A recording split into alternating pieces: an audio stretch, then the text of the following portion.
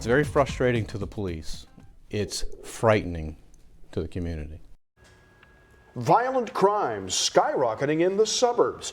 Assaults, robberies, and rapes all rising by double digits over the past few years. Steve Levine uncovering why police believe there's been a sudden explosion of violence in the suburbs. Steve. Well, police agencies across central Ohio began noticing the disturbing trend a few years ago, a spike in aggravated assaults and robberies. So law enforcement began tracking crime closely, and tonight they believe they know what's causing the spike in suburban crime and what needs to be done to stop it.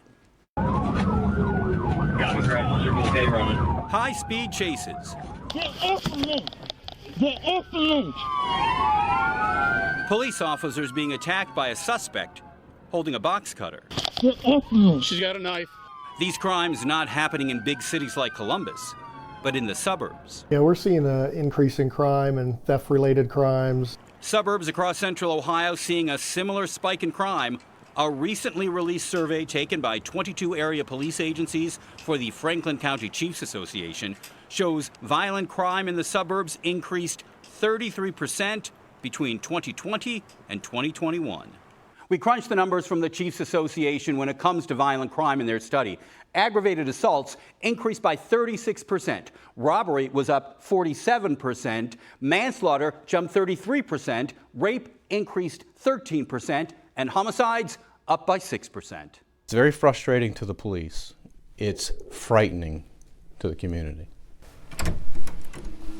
Whitehall Police Chief Mike Crispin, who's president of the Franklin County Chiefs Association, tells us his group has been tracking the suburban stats for the past few years. Our number one problem is right now is theft and theft of vehicles. And in Whitehall, it's juvenile car thieves who are partly to blame for the crime jump. It's unreal the number of kids we're finding that have guns on them that are 11 years old or 12 years old.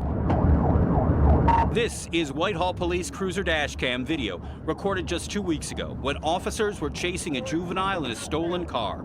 Just watch as the teen jumps from the moving vehicle on this roadway. You have the right to remain silent. Anything you say can be used against you in court. Luckily, the teen suspect not severely injured. He was arrested a few minutes later. How old are you, son? 16. You don't care if you die? Police tell us the juvenile taken into custody was wearing a neck brace from a previous accident inside a stolen vehicle. Really dangerous situation. The kids think they're playing a game. They tell us they're playing a game. It's all fun to them. What's your name? And police say it's not just juvenile criminals boosting suburban violence. So are repeat offenders, like this woman, who was arrested for petty theft in October and did not appear to be concerned she was heading to jail. I'll be out tomorrow, so it don't matter. We continue to see repeat offenders. They're not concerned about an arrest. They know that they'll be back out by the time the paperwork's done. Stop! Stop! This is body cam video of Reynoldsburg police chasing down a suspected shoplifter they know so well, they call him by his first name. You stop! Yul Gravely is a repeat offender with a criminal history that goes back nearly 20 years. When he was picked up by Reynoldsburg police officers, they say he was already wanted by the authorities. Had warrants pending, and he's back to doing the same thing that he was doing before. Signs like these posted around Whitehall warning criminals, you steal in Whitehall, you'll go to jail. It is time to quit coming into our suburbs and committing these crimes. Police say the pandemic and social unrest partly played a role for the suburban crime spike, but they say it's the repeat offenders and juvenile suspects who are driving the numbers up. When someone is a repeat offender, then that person needs to be dealt with. That means they did not learn their lesson the first time.